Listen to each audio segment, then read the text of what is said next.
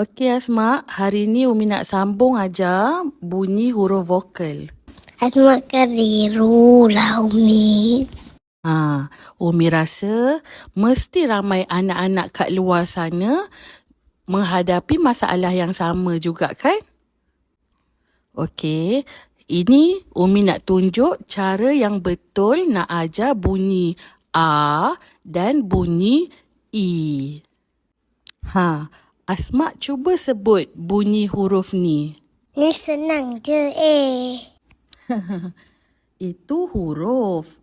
Bunyi huruf A ialah A. Asma tengok mulut Umi. Bunyi A, mulut kena buka besar. A.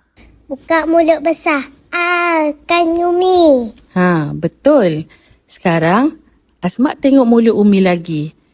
Mulut Umi tengah senyum kan? I. Lah. Mulut senyum. Bunyi vokal ni, anak-anak kena ingat huruf dan gerak mulut saja. Bila huruf A, mulut kena buka besar. A. Bila huruf I, mulut senyum. I. Alhamdulillah, cukuplah dulu untuk hari ni ya Asma. Terima kasih Umi.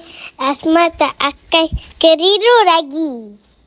Belajar sikit-sikit asalkan setiap hari.